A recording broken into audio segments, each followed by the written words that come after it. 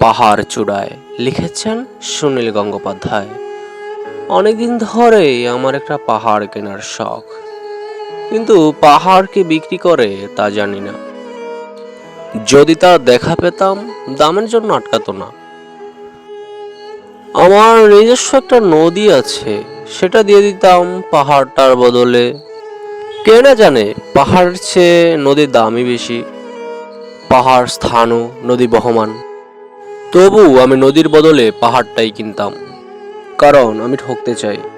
নদীটা অবশ্য কিনেছিলাম একটা দ্বীপের বদলে। ছোটবেলায় আমার বেশ ছোটখাটো ছিমছাম একটা দ্বীপ ছিল, সেখানে অসংখ্য প্রজাপতি। শৈশবে দ্বীপটি ছিল আমার বড় প্রিয়। আমার যৌবনে দ্বীপটি আমার কাছে মাপে ছোট লাগলো। প্রবহমান ছিপছিপে তর্ণী নদীটি বেশ পছন্দ হলো আমার। বন্ধুরা বলল, ওইটুকু একটা দ্বীপের বদলে কত বড় একটা নদী পেয়েছিস, খুব জিতেছিস তো মায়েরি। তখন জয়ের আনন্দে আমি বিভোল হতাম। তখন সত্যিই আমি ভালোবাসতাম নদীটিকে। নদী আমার অনেক প্রশ্নের উত্তর দিত, যেমন বলতো আজ সন্ধ্যাবেলায় বৃষ্টি হবে কিনা। সে বলতো আজ এখানে দক্ষিণ গরম হাওয়া।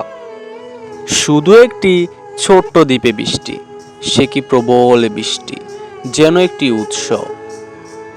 আমি সেই দ্বীপে আর যেতে পারি না।